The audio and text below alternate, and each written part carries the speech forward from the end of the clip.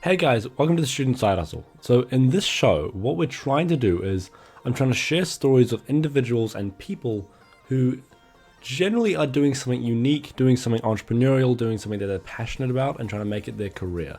That's not necessarily the thing that allows you to be on the show or qualifies you to be a guest on the show, but that's generally what we're talking about. We're talking about entrepreneurship, passion, etc. A lot of it revolves around bodybuilding and fitness because that's what I'm personally interested in. But what I want you to take away from this is just the fact that you can do whichever passion that you'd like to do, and you can make that into a career. It's a long path, but you can make it happen. And basically what I'm doing is showing you 80 plus examples of people who are doing it and who have done it. So yeah, I hope you guys enjoyed this episode. I would love if you would subscribe because we've got a lot of new episodes coming out. And yeah, thank you so much for listening.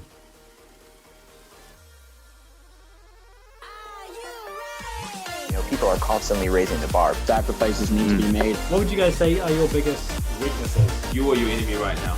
The success of life. Just a fucking podcast. Hey guys, welcome to the Student Side Hustle. This week I'm speaking to Dean St Mart. So I think this is going to be a very interesting one. So hopefully you've heard of Dean. Dean is one of the educators for Trained by JP. He also has a PhD in organic chemistry, a double honors degree in pharmachem and chemistry, hoping I've got that one right, and he's also the formulator for supplement needs. So, Dean, how did you get into this? How did this all start? Well, first off, thanks for having me on, James. My pleasure. I think maybe I've become popular over the last couple of years on social media. Before all of this, I would have been really a personal bodybuilder. So, again, my background would have been martial arts, and an injury to my ankle sort of pushed me away from martial arts then, because obviously I didn't think longevity wise I'd last too much longer with martial arts. Right. So I moved into bodybuilding at the age of 21. And like I said, I would have been a very personal bodybuilder. I would have been fascinated with, researching supplements, researching health, everything that sort of tied into my degree in chemistry and pharmachem. And then over the last couple of years, I started to think, well, there's no point in me sort of retaining the information that I have to myself. If I can share little bits, help people out, then why not, basically? And I think that mainly happened from me being on Jordan and Corin's forum. And I just started answering questions. People would put up health questions or supplement questions, and I'd answer them. And slowly over time, people started to see like, oh, wow, like Dean has given out all this advice. And, so many people thank me that I thought, well, let's start moving more into, Instagram and giving advice out regularly on Instagram to get a wider audience. I think how I've become popular is that I'm basically breaking apart a lot of the bro science. Yeah. It's been in existence, say, for the last building. We see that with, arbitrary supplement protocols being given out without any regard to people's health. Yeah.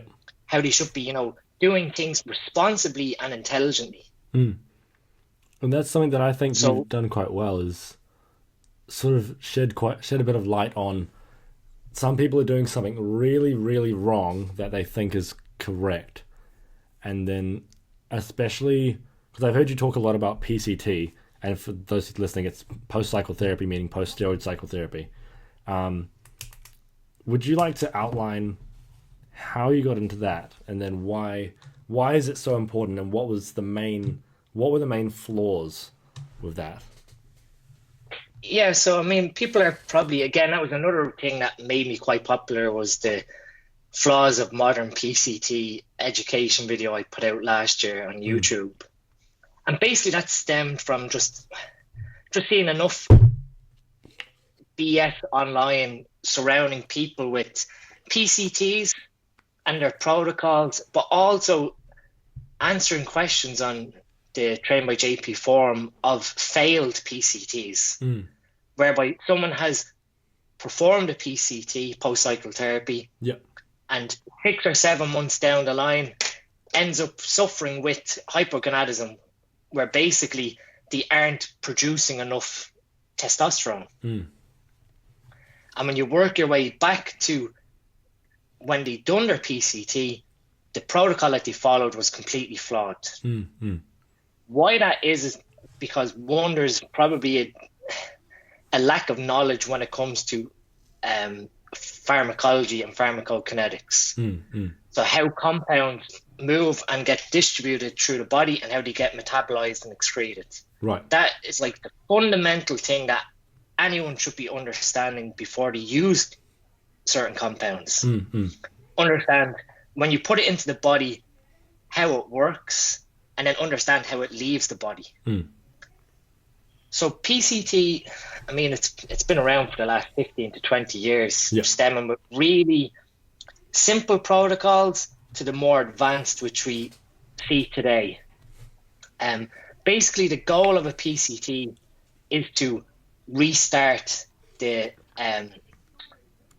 hypothalamic pituitary testicular axis, the HPTA axis, and that is what controls testosterone being produced in the body. So you have the hypothalamus sending a signal to your pituitary, and then your pituitary makes two FSH, and they then act locally in the testes of a male. We're going to discuss PCT for males in this context. Yep. And the LH and FSH then act synergistically to produce testosterone in the testes. So that's how a natural competitor or a natural non-enhanced person produces testosterone. When we use exogenous testosterone or any other anabolic agent, we have several feedback mechanisms then that feed back onto the hypothalamus. And that basically then, negatively blocks the pituitary from outputting those two fertility hormones, and we see a drop off then in natural testosterone production. Right. So the goal of a PCT then is to get that signaling sequence back in operation again, so that we're outputting LH and FSH to create our own testosterone. Right. Now, most people are probably aware of a very popular protocol, and it's known as the Power PCT, and this was put out in a research paper by Dr. Michael Scally. So he's a well-known doctor who deals with PCT and steroid recovery. And now his protocol basically was you use what are known as gonadotropins. So these are synthetic forms of the fertility hormones that have been produced. Right, yes. So we have human chorionic gonadotropin, HCG, and that is a synthetic mimic of LH in the body. Right, yes. So if we administer that exogenously, we are giving the body a mimic of LH, so that will then act on the testicles to produce testosterone. Right, yes. The other class that we have for PCT then would be the selective estrogen receptor modulators, which are known as SERMs. So within that, you would have tamoxifen, raloxifene. It's a whole class of compounds, clomiphene, citrate. And what they do is they act on estrogen receptors to block them. So by doing that, in the case of tamoxifen, that blocks estrogenic receptors from estrogen binding to them. Right, yes. And again, one of the negative feedbacks to the HPTA is elevated estrogen. So if we can block those estrogenic receptors in the hypothalamus, we are encouraging then the pituitary to output LH and FSH. Right. So that's where the use of the SERMs, tamoxifen and clomiphene came about. And they would have been like the simple protocols 10, 15 years ago of just use a SERM to block those receptors to allow the hypothalamus to continue to signal to the pituitary and output FSH and LH. Right. And then obviously as he developed these gonadotropins to actually give an external source of the fertility hormone. Now, the issue with Power PCT is that somewhere along the lines, and I mean, what's really annoying is that the Anabolics book by William Llewellyn would have probably been the first mainstream place to report the Power PCT outside of Dr. Scally's research. Now, in the book, basically what they suggest you do is wait 2 weeks after your last steroid injection. Like, this is a blanket statement. And then start your PCT following Dr. Scali's PCT protocol. Right. So the general outline of Dr. Scali's PCT protocol is you use 2,000 IUs of HCG every other day for 20 days. And then following that, you then transition into serum therapy to get the pituitary involved of clomiphene, citrate, and tamoxifen. Now, this all goes back to what I said in the beginning, in that it's blatantly disregarding the pharmacokinetics of the compounds being used. Right, yes. So, for example, testosterone itself has an oral bioavailability of about 20 minutes. So if you take a tablet of testosterone or a capsule of pure testosterone, it only really lasts about 20 minutes in your body. Right. Not very useful. So what we can do is we can chemically modify the structure of testosterone to add on these lipophilic esters. So that basically means fat loving. So when we give that as an oily injection into the intramuscular tissue, it basically sits there and then, slowly absorbs into the tissue. Now, this is all then based off the pharmacokinetics and the half-lives of the compound. So by changing the fat-loving or lipophilic nature of that ester, we can dictate how long it stays in our tissue, basically, and slowly distributes into the body. Yes. So to keep it even more simple, we could look at a propionate ester, which is a 3-carbon chain ester group. That is not as that. If we compare that then to, say, a decanoate ester, which is a 10-carbon chain ester group, the shorter chain will leave the fatty tissue or the intramuscular tissue faster than the decanoate ester. Right. But so we're looking at maybe a half-life of propionate of maybe a day and a half to 2 days versus decanoate being pushed out.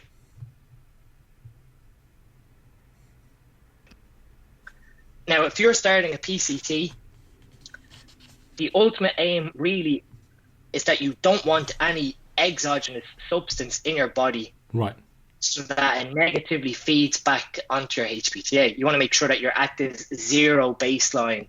So now you know that there's nothing in my body now to prevent the HPTA from recovering. And now I can focus on helping my hypothalamus and my pituitary to output my own LH and FSH. Right, yes.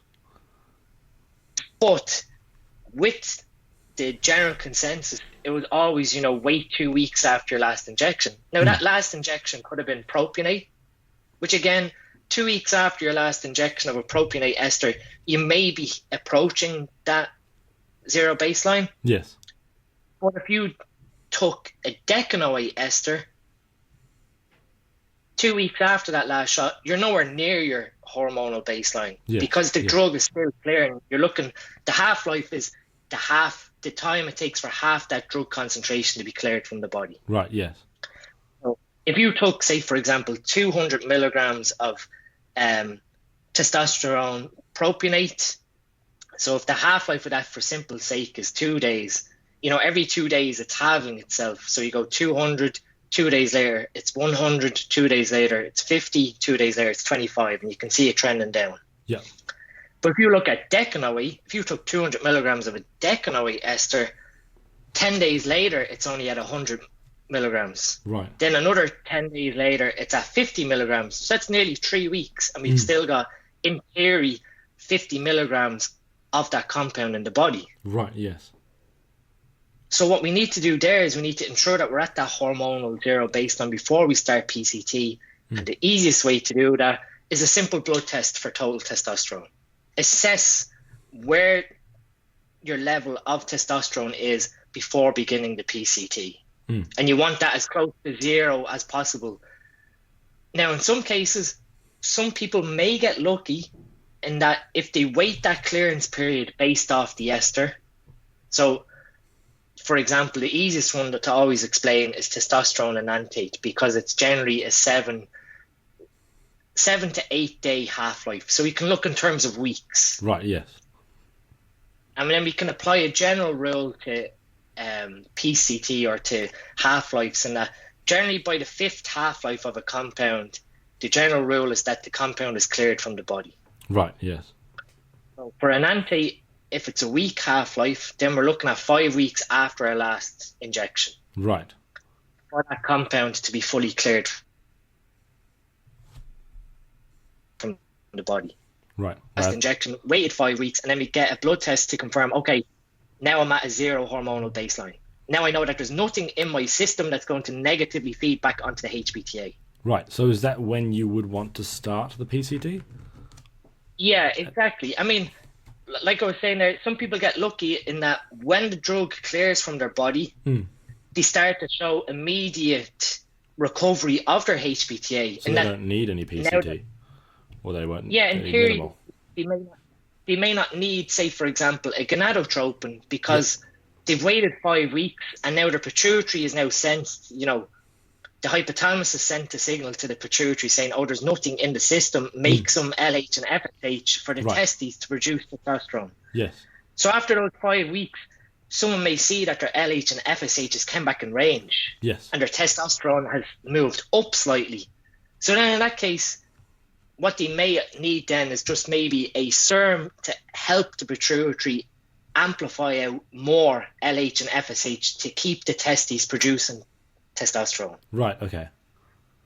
Now, in the other extreme case, someone may get to that hormonal baseline after 5 weeks and see that LH and FSH are almost 0, so their pituitary is suppressed and their total testosterone is at 0. Yes. Begin the power PCT protocol, or the compounds being used of HCG, the gonadotropin, which mimics LH. So now we're giving the body an external source of luteinizing hormone to tell the testicles to make testosterone. Yes. So this is now an external stimulation being applied to the testes. So we start to generate intratesticular testosterone, which again will start to feed back onto the hypothalamus to tell, the hypothalamus, oh, we have testosterone in the body. Send GnRH, which is gonadotropin releasing hormone, which is the natural hormone, signaling hormone that gets released from the hypothalamus, which then tells pituitary, oh, we now know that we have testosterone being produced down the testes, and the loop starts continuing on. So right. Hypothalamus to pituitary, and then pituitary makes LH, FSH, and that goes to the testes. Yes. We keep encouraging that process by giving that external LH analog. Right. Until we're happy that we've reached a normal physiological level of testosterone. Yes. i.e. this external stimulation. Right. Now, the other issue there is that in the original Power PCT protocol, they never took into account the fact that when we give exogenous HCG and we encourage intratesticular testosterone production, we can also get aromatization of this intratesticular testosterone. Right. So now we have this testosterone being made in the testes getting converted to estrogen. Right. Now, elevated levels of estrogen is one of the feedback mechanisms to the hypothalamus to tell it stop making GnRH. Right. So what we need to then do there is we need to control that aromatization that's happening when we take the HCG. Yes. To keep estrogen down so that we keep the loop running. Because if we give HCG, it produces intratesticular testosterone, and then that gets aromatized to high levels of estrogen, we're sort of defeating the purpose of what we're taking it for. Right. So that was where the idea then of introducing a aromatase inhibitor.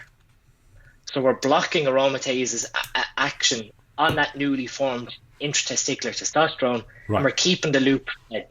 Right. So effectively, with that, we're trying to make it so a lot of without that, would the PCT be useless or be not that it would be useless, but it'd be sort of you don't know what's happening. So you're making this intratesticular testosterone from the HCG, Right. but you're not controlling if that's going to aromatize. What you're trying to do there is you're trying to tell the hypothalamus, right, there's testosterone present, make GnRH. GnRH goes to the pituitary, and then the pituitary makes the two fertility hormones. And that's how you get the HPTA working in a cycle. Right. So, like I said, the original sort of protocol of the HCG and then into the serum therapy, the compound selection is correct. It's the application method that is flawed. Right. And that is not Dr. Scally's fault. It's a fault of bro science and Chinese whispers, as to speak. Right, yes. And then again, like I said, the anabolics book, which is sort of like a reference book that a lot of people own, has a section on PCT. And I've bought nearly every edition of that since it's come out. And even the recent edition, which is the 11th edition, still has the same PCT protocol in there of the wait 2 weeks. Right. And basically what you're saying there is you want to have an overlapping period between, your last injection and when you start your PCT. Right. But like I said, you don't want that overlapping period because of that exogenous testosterone is going to basically negate what you're trying to do with the PCT. It's going to block HCG from getting the hypothalamus working. Right. So the other side of that is that they want a level of hormone to stay present in the body so that you don't feel like crap, basically. Because when you reach that hormonal zero baseline, you're going to feel really bad. You're going to have maybe depressive symptoms. You're going to have lethargy. You may have slow metabolic rate. It's not a fun period to be in. But if you apply it to the other spectrum, neither is a failed PCT after 6 or 7 months. Right. Which will have the same symptoms. So it makes no sense to say, well, we want this overlapping period so that you feel good as you transition into PCT. Right. So do you feel like as though it's kind of something you have to bear the brunt of? Yeah. I mean, let's take, for example, this overlapping period for, if we take testosterone and anti, for example. Yeah. My example, like I said, you're waiting 5 half-lives and then you get your blood work done. Yeah. Then in theory you can start the power PCT protocol of, the 20 days of HCG. Now, if you take what's mainstream, if you wait 2 weeks and then you start HCG during that overlapping period, so the HCG lasts for 3 more weeks. Okay? So we're taking the HCG for 20 days. So we've waited 2 weeks and we're starting HCG for 3 weeks. That's 5 weeks altogether. Okay.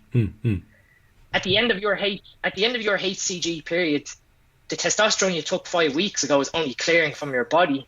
Yes. And now you're starting serums based off the mainstream protocol. But you've completely missed the point of that exogenous testosterone is still clearing from the body. Yes. So when you get to that 5 week mark and you're starting serums, you've never increased your own intratesticular testosterone. Yes.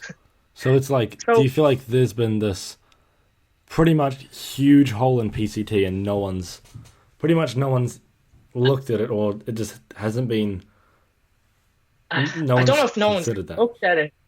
Yeah, I'm shocked that no one's ever spotted this, because this is simple, basic pharmacology, like really basic in terms of the overlapping of the two makes no sense whatsoever. So that's where my protocol came from, in that you're looking at giving time for the drug to clear. So obviously, if you choose to use something like baldanone undecyclinate, which is known as equipoise, the half-life of that compound is like 14 days, roughly. Right.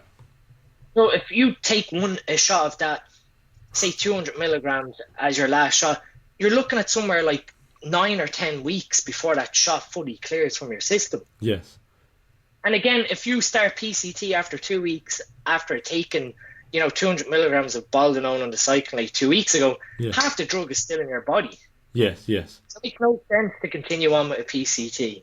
Only you're just going to get frustrated at the end of your PCT, notice that your HPTA hasn't recovered. And this is where the issue then stems in terms of the psychological dependence towards anabolic steroids. And that someone reaches the end of their PCT, notices that their HPTA hasn't recovered, and then they're left with two choices. Either they can retry a PCT, or they can wait it out and try and man it out to see does their hypothalamus and pituitary start outputting the two fertility hormones again. Or they just get fed up with feeling down, miserable, increased fat storage, all these negatives to a low hormone environment, and that drives then the need or necessity want to go back to using anabolic agents. Right. So would you say a lot of when PCT is flawed or not even thought about properly, it can lead to misuse of steroids? Yes, that would be the simplest way to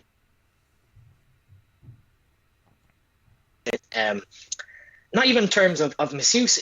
If, say, for example, a 19 or 20-year-old decides to go down this route and they've been misinformed for PCT, when they finish, like I said, 6 or 7 months down the line, they have all these symptoms, and then through lack of education, I suppose, they're then sort of driven back to using again. Yes, without any sort of...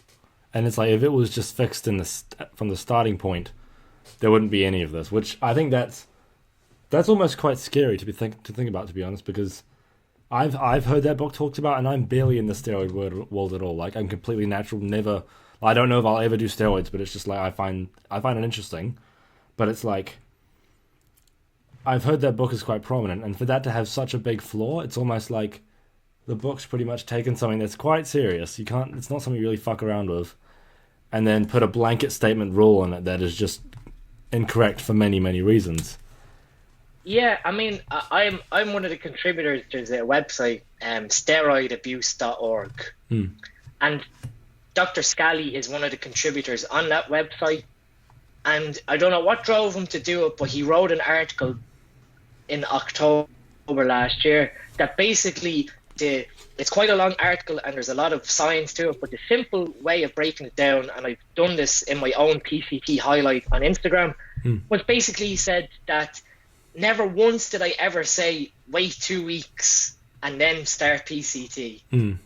You have to take into consideration the pharmacokinetics and the pharmacology of the compounds before you begin a PCT. Right. And it's like, I don't know, he was basically saying, like, I don't know who came up with this Chinese whisper of wait 2 weeks, but it's wrong. Like I said, the protocol and the background to using Dr. Scally's PCT protocol is correct.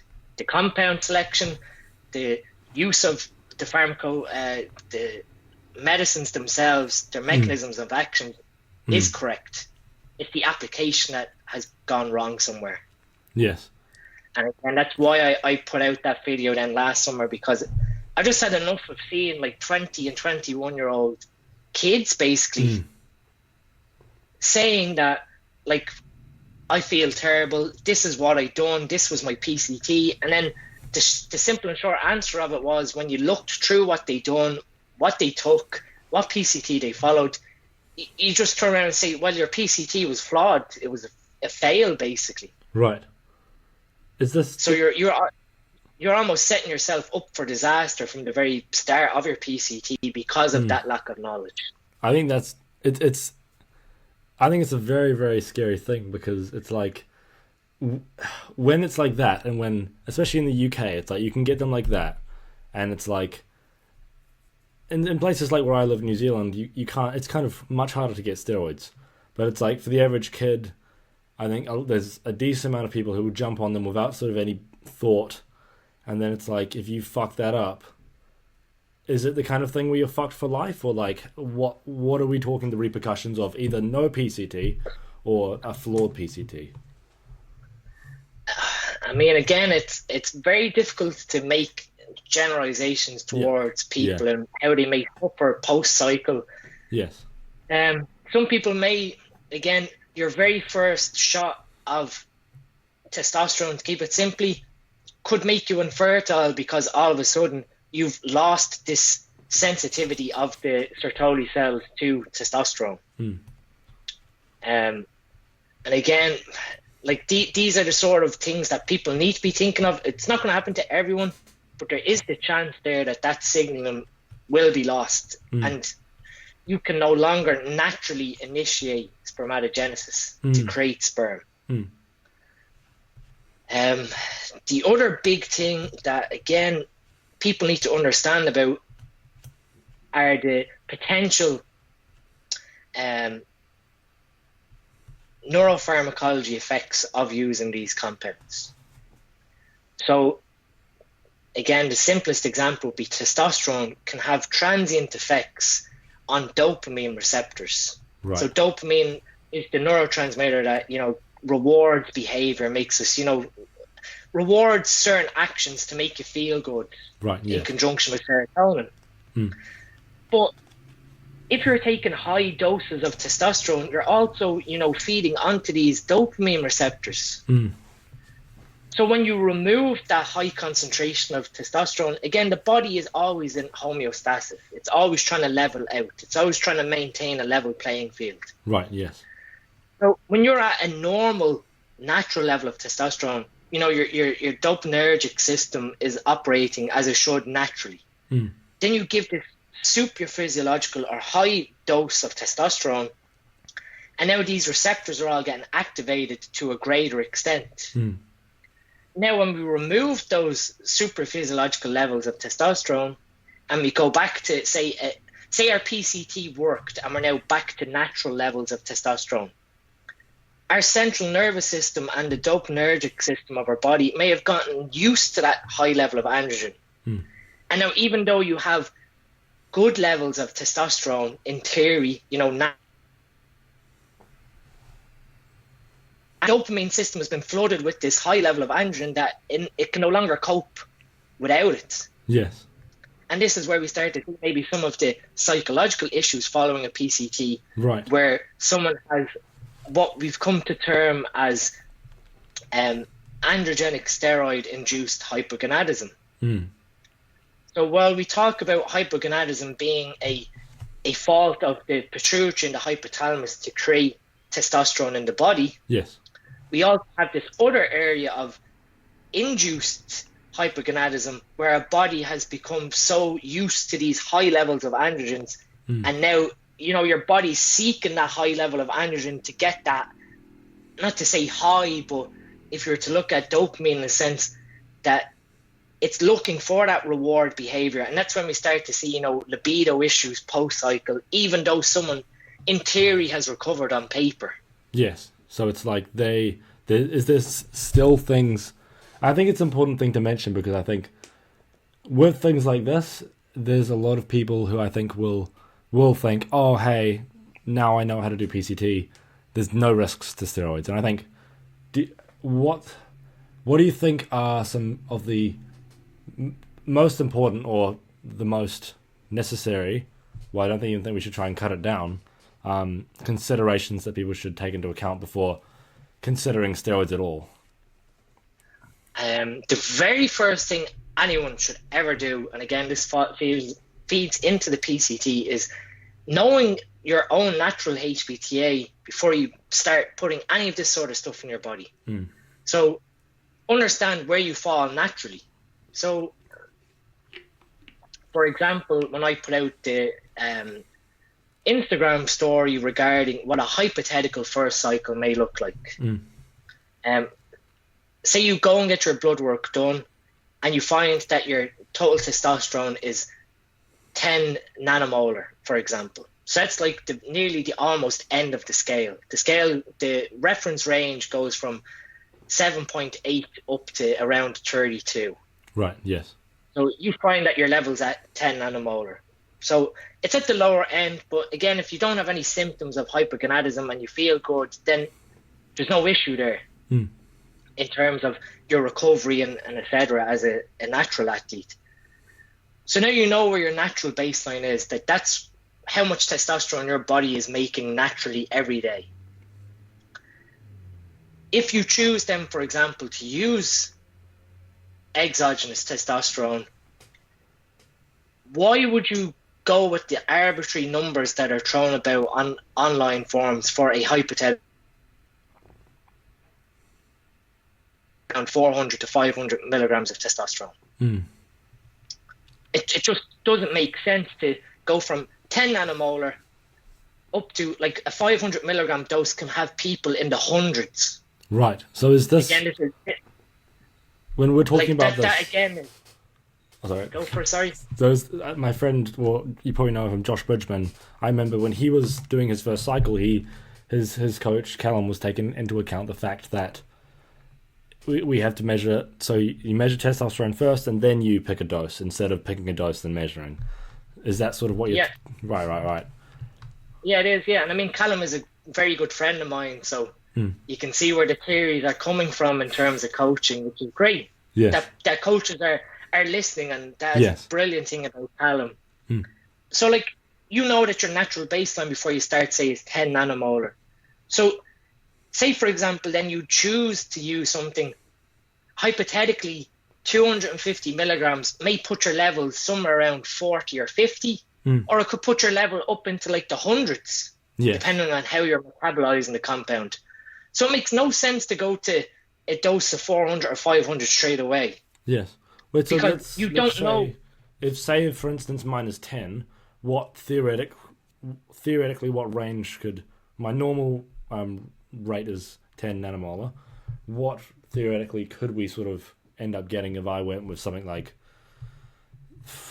500, like a bit excessive? I mean, like I said, 500 could have your levels in the hundreds. I mean, you've now like exponentially increased the amount of testosterone in your body. So for one thing, it's your first cycle. You don't know how you metabolize high levels of androgens. Yes. So you don't know, are you susceptible to aromatization rate, a high aromatization rate? So all that testosterone you're taking could get converted to estrogen. Yes, which could cause... And again, you're going to get all the side effects of estrogen. Right. Like gyno, high blood pressure, fat storage. Right. So it's effectively it would do the exact opposite thing you want it to do, no matter how much you're taking. Exactly. And then you're looking at sort of then you could have high rates of 5-alpha reductase where you're getting conversion to DHT. Now, DHT isn't a bad thing, but DHT then could feed off into, the sebaceous glands and cause increased sebum, oily skin, acne, etc. So it makes no sense to push the dose up into that high region to yield this really high super physiological level of testosterone. Right. What would be a more basic approach? And again, this is where, again, you want to take the slow and steady approach if this is the path you're going to go down. Right, yes. If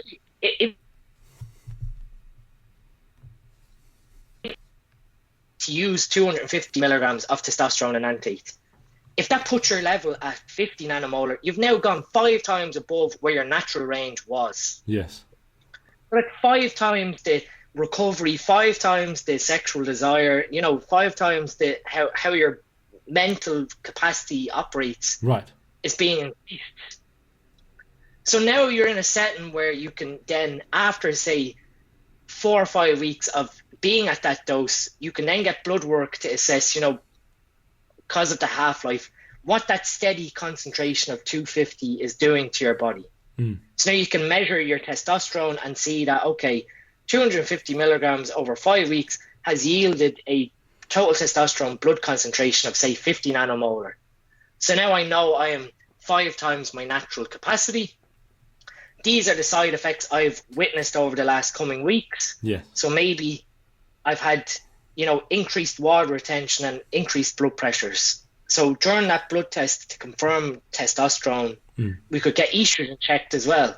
Yes. And now we see that, okay,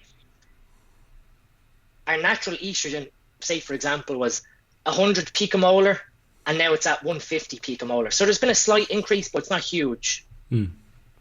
Now, you could have someone who goes to 50 nanomolar for test with that same dose, and all of a sudden their estrogen is at 300 picomolar. Right. And now they have swollen breast tissue, increased water retention, sky-high blood pressure. And now they see that, okay, even with that low dose, I know I am now susceptible to aromatization by Right. aromatase. Right. And now I need to either weigh up the pros and cons then of having to add in an aromatase inhibitor to control my estrogen so that I don't develop gynecomastia or I don't develop high blood pressure and kidney damage. Right. And then so I'm And then assuming again, those would come with trade-offs too. And I Yeah, feel so like again- a lot of the flaws in this sort of thing are coming from extremely narrow-minded black and white thinking. They're not considering everything that's involved. And it's like when you look at how someone like Callum approaches athletes using steroids, it's like it's not a simple process. Like the main people I've seen doing this is like Josh and TM Cycles. It's like the way I've seen them doing it is they're measuring things. They're figuring out, okay, what can we do? They're thinking about things. They're considering the approach going forward.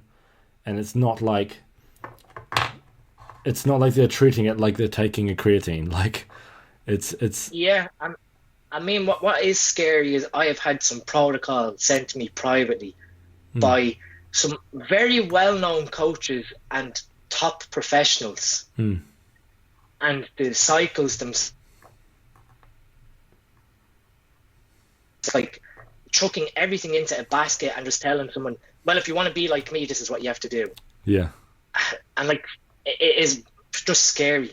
Like compound on top of compound with no logic behind why. And then Yes. people are following these people because they associate, well, they've achieved this status doing this, so therefore I have to do this. And there's never any question towards that person of, oh, well, and why did you do that? And how did you manage those side effects? Yes. I think that's the Like, scary again- thing. It's like, especially with this sort of thing, it's if you follow the wrong person, you're fucked. Would you be able Yeah, to like yeah, reel no. off a few names of people that you trust, you recommend, you think are legitimate? I mean, the top coaches that are sort of operating with this would be like, we've Callum, Luke, Callum's partner in the Muscle Mentors. I'm not too familiar with Luke's coaching as to speak, but I'm assuming he operates in the same level as Callum. I'm sure TM Cycles has learned quite a bit and is giving out, correct, educated advice. The two other educators on the Train by JP website, Stephen Cassidy and Peter Hill, those two guys, again, very sensible and using, a logical approach. I mean, the other day, Stephen only put up a rant about ridiculous usage and not measuring these variables. I mean, Jordan, Corin, we are now starting to enter, I think, an era within this sort of enhanced realm of bodybuilding where people are starting to see sense. Yes. And starting to see that we need this measured and manageable approach to using these compounds. Because at the end of the day, you are dealing with a person's health. And it's all well and good looking fantastic on the outside, but if you're not managing what's going on the inside by watching your blood work, Yes. then 15, 20 years down the line when you have a heart attack or something because you never managed those side effects appropriately, Yes. well then who's to blame? Was it you for following that person's advice, or was it their fault for giving you ridiculous arbitrary number cycles? Yes. Would you say that, for instance, you'll get the odd famous person that something happens to them and everyone blames it instantly on steroids? Do you think a lot of the time it will be from steroid use, but do you think it's a lot of the time from improper steroid use? Or do you think when you're at like sort of Olympia level, you're having to take so much that you're at the point where you're gonna have like your body's gonna get fucked up? Or do you think it's a lot of it is reversible or avoidable, or for the most part you're gonna have some sort of issue? I think this is where my fascination with functional medicine has stemmed from. In that, yes, these compounds have their negative consequences, but they become instantly amplified by poor diet, lifestyle, and environment choices. So yes, let's go back to estrogen, for example. People are so afraid of elevated estrogen in the body in terms of, gynecomastia and water retention, etc. But estrogen is very important for keeping hepatic lipase, which is an enzyme in your liver, keeping the levels of that down so that you're not destructing HDL particles. So HDL basically eats HDL particles. So now you're left with, low levels of HDL from having low estrogen. So that in itself is a side effect of using the aromatase inhibitor. Right. But again, people aren't looking at these fundamental mechanisms of why they have the issues. So yes, for being a high-level competitor, and again, I'm just sticking with estrogen, maybe on stage, you don't want any of that water retention to display a hardened physique. But by doing that and using the aromatase inhibitors, you're driving estrogen to the ground, which then feeds onto your low levels of HDL. But then if we look at the other side, your diet could be crap, or you're not getting enough essential fatty acids to help support other cholesterol synthesis. So you can see where on one side you're using these compounds, but on the other, your diet and your lifestyle choices aren't addressing the underlying problem. Right. And therefore, later on, you may be susceptible then to cardiovascular disease. Right. So do you think I think it's quite evident that pretty much everything to do with this is very, very, like if you don't take one aspect into account, like for instance, if you start to get gyno and then you just say, okay, I'm going to take aromatase inhibitors, just basically without sort of measuring anything and just sort of going at it, do you think that sort of approach, or just, for instance, starting a blanket PCT every single time the exact same way for every single athlete, that sort of approach is what is the main thing that's causing this damage?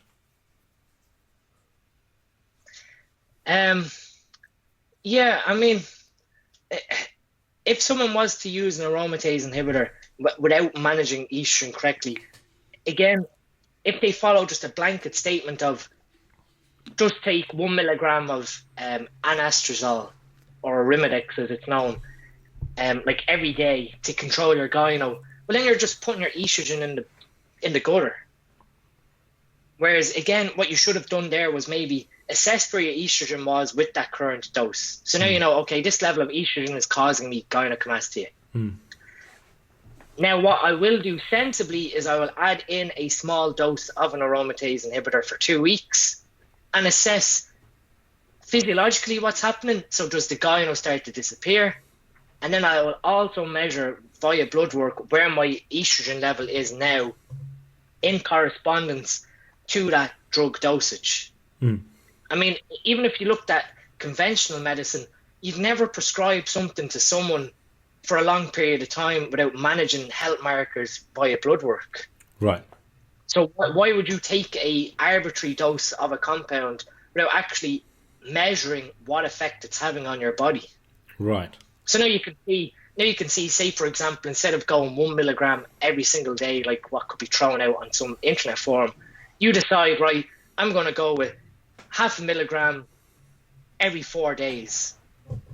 I'm going to wait 2 weeks, get my blood work done, and I'm going to see how my estrogen responded to that dose, and also assess, physiologically what happened to my body with that dose. If I find that the gyno symptoms disappear, and then I find that my estrogen has dropped into maybe a normal range or an acceptable range, I can then look at my lipid profile panel and see, okay, well, yes, I've introduced this small dose of aromatase inhibitor. It has brought down my estrogen. but the effect it's had on my cholesterol has been marginal because I still have sufficient levels of HDL being formed. Right. Whereas if you went the gung-ho approach of just blasting it into your body, if you got blood work after 2 weeks, you might find that your HDL dropped like 0.1 or 0.2. I think it's the kind of thing that it's very scary, because it's like you can get 18-year-olds, maybe even less than that. And I think a lot of people are dumb until they're like 25, maybe even after that.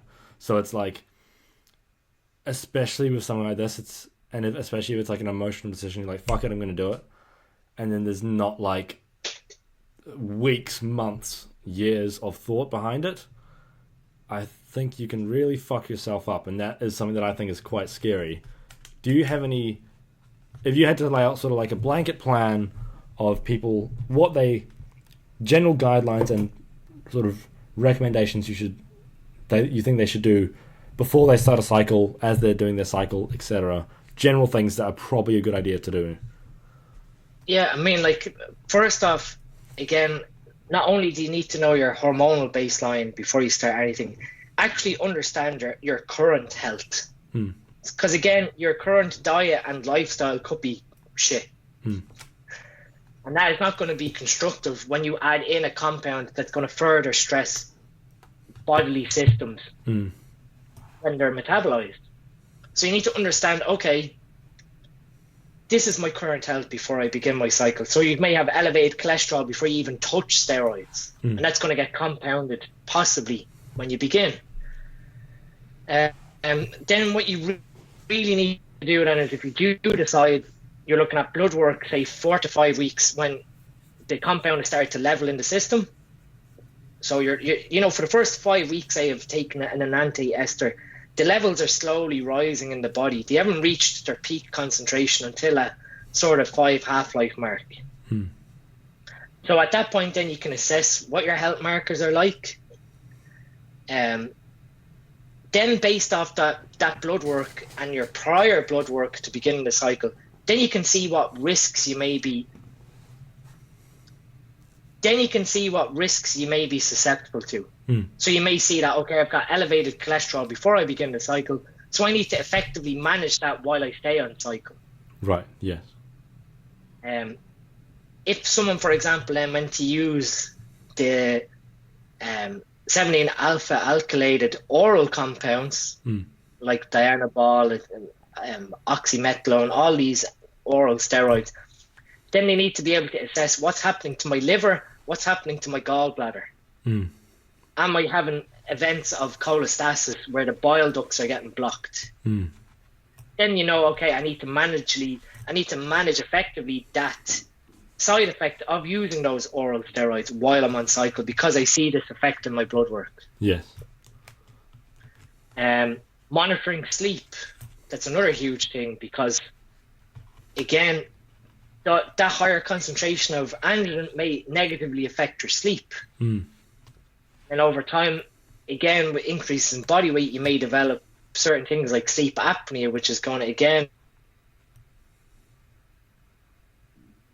using these compounds. Then post-cycle, obviously, just understanding what compounds you put into your body, understanding how they're clearing from your body, and then approaching your PCT logically. Right, yes. I feel like this is the kind of thing that I feel like a lot of people are fucking up, but I hope that it gets better in the coming years. And I think this is the kind of thing where, in general, I think most people shouldn't do steroids, but I think when people do, it's much better. It's like the analogy of like, teenagers are going to have sex, give them condoms. It's like, I feel like people have to know this stuff. Otherwise, they're just setting themselves up. Like, because say if you go into it with no PCT at all, or barely any, or just a shit PCT, you're going to fuck yourself up. And it's like, now it's like, I'm quite grateful now, because now it's like, oh shit, if I ever want to do steroids, I feel like I have a much, much smarter approach. And it's like, obviously there's still risks, and you're going to fuck your shit up in some way, possibly. But it's like, for the most part, you can manage it as best you can, instead of just sort of YOLOing it and doing that 2-week stuff and then not really having any guidelines, and it's all grey thinking instead of actually, I mean, it's all black and white thinking instead of sort of thinking, okay, what is my context? What are all these measurements? Okay, what does that mean? I think it's the kind of thing where it might be very hard to do it on your own. So it's the kind of thing where I think if you're going to do it, probably get a coach that's informed, which is probably a good idea. And I mean, the other thing is removing the stigma in the medical community. Because again, this is one thing that drives me crazy.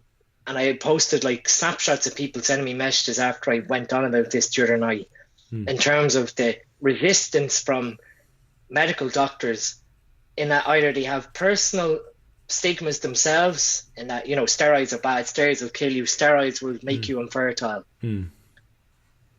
or they've just been not brainwashed but been trained that way and never actually went and done the logical thinking towards, okay, how does a steroid affect the body? What are the mechanisms involved? How can I effectively coach my patient who decides to use these things on the effects that they're going to have and what we need to do to keep you healthy, rather than telling someone, just get off the drugs, or, you know, when they're post-cycle and they're suffering with hypergonadism, oh, just wait 6 months, you'll be fine, your natural system will recover. Like, these are actual professionals, and like, it all stems back to either general practitioners or endocrinologists. There just seems to be a lack of epilepsy in society currently. And it might be a low population percentage currently, but again, we see this use now starting to spread because of social media, because of people being influenced. They see people looking a certain way and then associate that with having to use these compounds. So it's about time that people in this sort of medical professional took on board further educating themselves towards these risks and how to apply them to their patients. Yes. And especially in the UK, like, it's like, I believe there's some staggering numbers about the amount of people taking steroids, and it's like, I wouldn't even want to. It scares me to know how many of those people are doing it properly. Like, I can imagine. And I mean, that's why, and that's why, like, people like myself, and again, what is difficult is there are experts in this field, for example, or I should say experts in inverted commas, because of, you have someone who's sort of mixing anecdotal evidence with a small amount of science. Yes, that's fucking scary. And they're, you know, holding themselves in high regard. Whereas, you know, again, when I'm trying to educate people, I'm coming from a background in terms of pharmacology and toxicology. So I'm applying these how you should logically apply them in terms of possibly as a medicine, as to speak. Taken into consideration, you know, to, again, keep going back to pharmacokinetics. So it is scary in a sense that we may start to see all these experts pop up who aren't experts, and that people start following these people because of they're able to interweave small bits of science with anecdotal evidence. I think it's, hopefully it goes the right way, because I think people kind of realize that this stuff is necessary, and it's like, I hope it begins to spread, and I think it is spreading. I think a lot of people, especially in the fitness industry, we're all becoming like, people are starting to realize more and more that people who do steroids aren't devils. It's like, there's logical reasons. A lot of the time it's like someone's actually thought about it for a long time, and it's like they're not just doing it because they hate everyone and they want to cheat at everything. It's like, I think it's just that was just an illogical thing that happens, and it's like, especially with stuff like that, it's like, you can't just have a blanket statement opinion on it, because it's just almost always wrong, which I think sucks. But I don't want to take up too much of your time, so I think we'll probably end here. But where can people find you? Where can people find all the stuff you create, Sleep Stack, all that sort of stuff? They can find me on Instagram. So my user on Instagram is DEANSTM. I have a Facebook athlete page, but I barely post there. I just find the convenience of Instagram so much handier. So every day I generally post stories on tidbits on health, lifestyle, just small things that pop into my head that I think, okay, that's going to be useful for someone. I'm the educator on trainedbyjp.com with Jordan and Corrine. I've got the Train by JP nutrition line coming out with Jordan and Corrine in the next month or two. So again, that's something we've been working on for the last while. The forum, I'm on there every single day asking questions, and there's no hold barred in what people want to ask. Generally, people, again, get blood work done and say, oh, what do you think of my blood work? And I can give an objective view to their blood work for them. So on that site, you'll find Jordan, Corrine, myself, Stephen, Peter, and then a host of top athletes associated with Train by JP, all answering questions daily on the forum. And then obviously there's video content coming out all the time. On the supplement needs formulator, as you said, so I've got the Sleep Stack, the Dr. Dean Sleep Stack, which again has become hugely popular. And maybe I might come back on the podcast to go over some of the supplementation stuff if you want. And I've got a whole other line of Dr. Dean stacks coming out within the next couple of months of, like, say, a liver stack, a cardio health stack, liver and blood pressure stack, a really good digestive stack. We're sort of moving into this period where we want to have a supplement line with supplement needs that fully caters for the whole spectrum of health issues that a bodybuilder may encounter. And like I said, if the best place to get me is Instagram, or I have the YouTube channel with the Flaws in Modern PCT video. Thank you guys so much for listening to this episode of the Student Side Hustle. I would appreciate so much if you would leave a review if you'd like to hear more of what I'm saying. Then I would love if you would follow me on Instagram or check out my other social media, all linked in the show notes. And again, I would just like to say thank you so much for listening. Have a wonderful evening and study hard.